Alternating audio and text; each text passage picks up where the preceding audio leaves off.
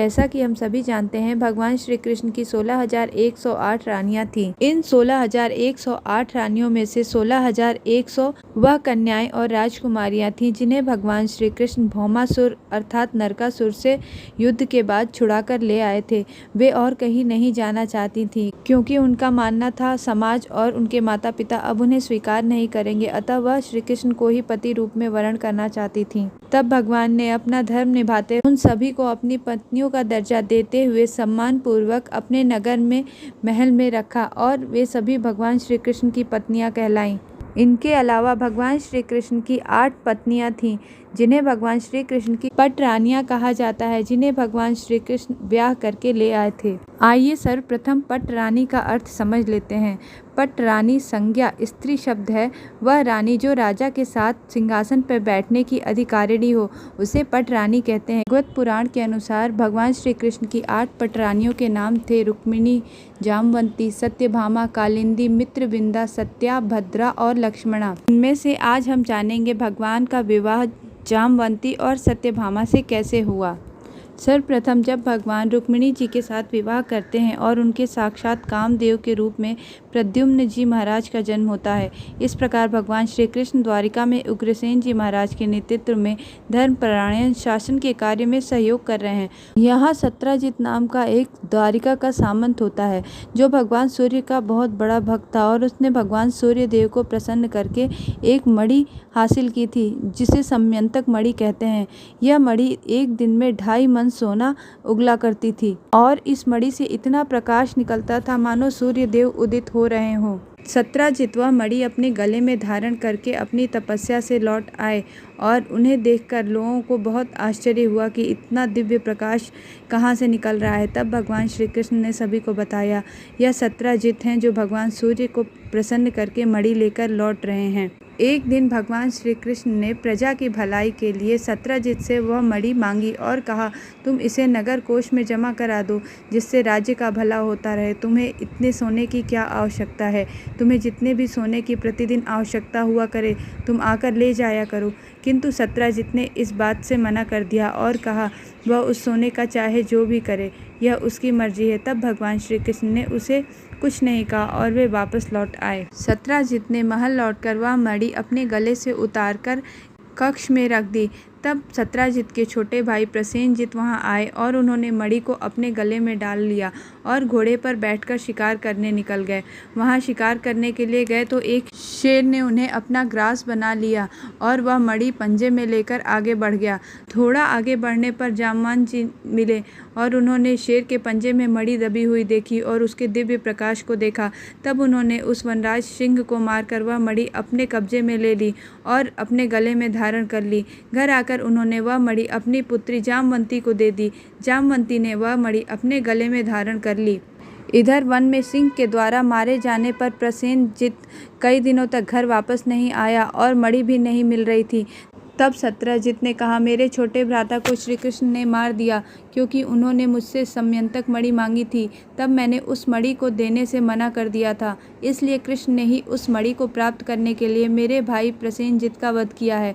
इस प्रकार जब नगर में यह बात फैलने लगी और भगवान श्री कृष्ण पर यह कलंक लगा दिया गया और भगवान श्री कृष्ण को यह ज्ञात हुआ कि सत्राजित ने मेरे ऊपर झूठा कलंक लगाया है, तब भगवान श्री कृष्ण अपने कुछ अनुयायियों और सैनिकों को लेकर पद चिन्हों की खोज करते हुए जंगल में जाते हैं। वहां पहुंचकर उन्हें प्रसेनजित का वध शेर द्वारा किए जाने का ज्ञान होता है, क्योंकि वहां कुछ अवशेष प्रसेनजित के बचे हुए थे, जिसे देखकर वह अनुमान लगाते हैं कि सिंह ने प्रसेनजित को मार दिया है। पद चिन्हों का पीछा करते हुए वे थोड़ा और आगे बढ़े तो वहां पर सिंह मरा हुआ पड़ा था और उसके आगे भालू के पद चिन्हों के निशान थे। तब भगवान श्री कृष्ण भालू के पद चिन्हों का पीछा करते हुए जामवंत की गुफा में पहुंचते हैं। वहां पहुंचकर भगवान श्री कृष्ण ने अपने सैनिकों और अपने साथ आए लोगों को बाहर खड़ा करके कहा कि देखो, जब तक मैं बाहर नहीं आ जाता तब तक आप सब यहीं खड़े रहना। ऐसा कहकर श्री कृष्ण गुफा के अंदर प्रवेश करते हैं। वहां जाकर देखा जामवंत जी की पुत्री जामवंती मणि की माला बनाकर गले में धारण किए हुए है। भगवान श्री कृष्ण को देखकर जामवंत जी कहने लगे, अरे मानुष, तुम कौन हो और मेरी इस गुफा में कैसे आ गए हो? तब भगवान श्री कृष्ण ने कहा, मैं श्री कृष्ण हूँ और मेरे ऊपर लगे हुए इस कलंक को दूर करने के लिए समयंतक मणि लेने आया हूँ। तब जामवंत जी ने कहा, यह मणि मैं तुम्हें नहीं दूंगा, अगर तुम्हें लेना ही है तो तुम्हें पहले मुझे युद्ध में हराना होगा। इस प्रकार जामवंत और भगवान श्री कृष्ण के बीच युद्ध होने लगा और मल्ल युद्ध दिन रात चलता रहा। 18 दिन बीत गए, लेकिन ना तो भगवान कृष्ण ही जीत पा रहे हैं और ना ही जामवंत। 18 दिन बाद जब भगवान श्री कृष्ण जामवंत जी के पीठ पर जोर से मुक्के का प्रहार करते हैं, जिससे उनकी एक हड्डी टूट जाती है। जैसे ही उनकी पसली टूटी, तत्काल भगवान श्री कृष्ण के चरणों में गिर जाते हैं और कहते हैं, प्रभु मैं आपको पहचान गया, आप ही मेरे आराध्य देव भगवान श्री राम हैं, क्योंकि आपने ही मुझे त्रेता में यह कहा था कि जब आप मुझसे मिलोगे तो मेरी एक पसली टूट जाएगी, तब समझना कि मेरा अवतार हो गया। अब मैं आपको पहचान गया हूँ, मुझे क्षमा करें और श्री राम रूप में मुझे दर्शन दें। तब भगवान श्री कृष्ण उन्हें राम के रूप में दर्शन देते हैं। तब जामवंत जी कहते हैं, प्रभु मेरे ऊपर कृपा करके मेरी पुत्री जामवंती से विवाह कर लीजिए।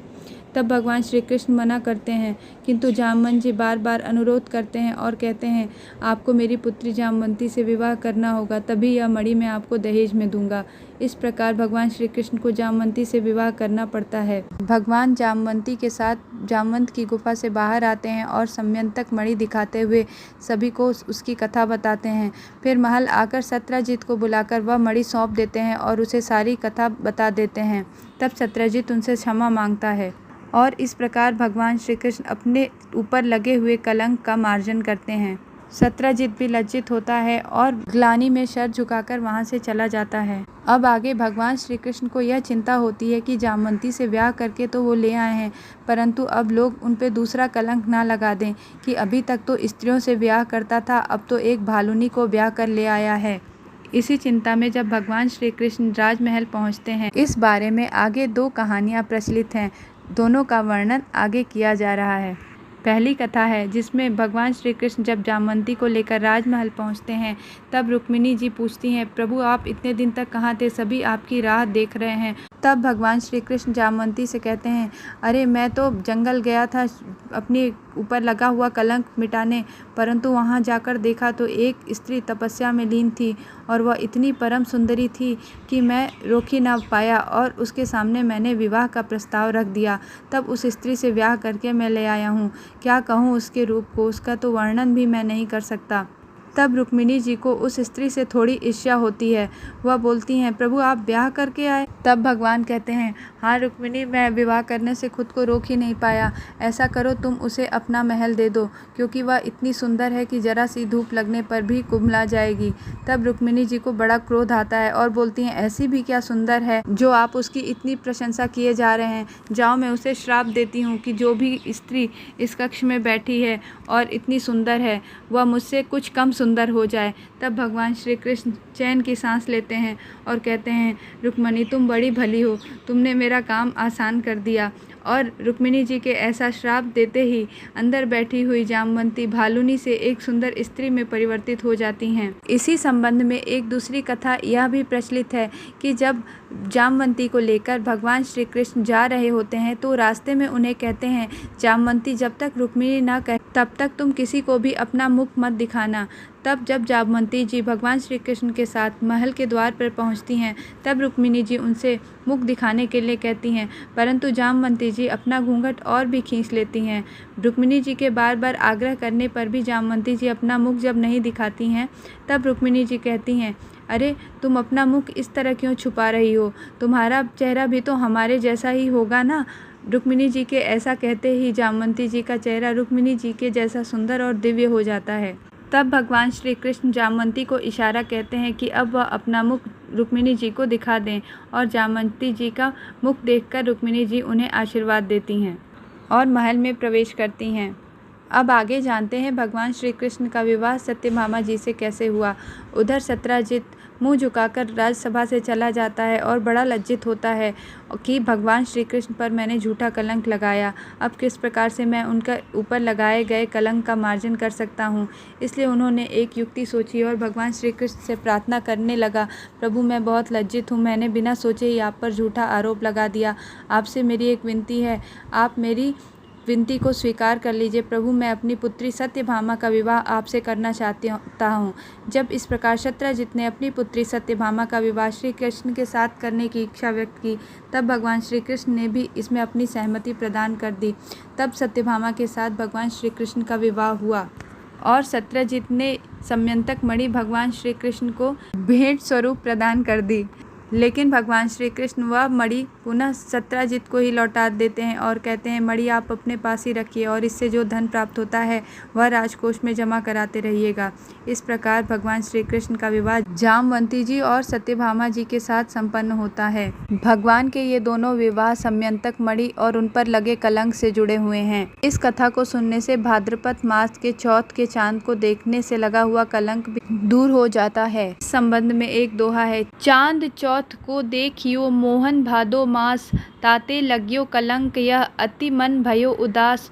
जो भादो की चौथी को चांद निहारे कोय, यह प्रसंग श्रवणन सुने ताही कलंक न होए। कहते हैं भगवान श्री कृष्ण को यह कलंक चौथ के चांद को देखने की वजह से लगा था, इसीलिए इस कथा को सुनने से चौथ के चांद की वजह से लगा हुआ कलंक समाप्त हो जाता है। श्री राधे।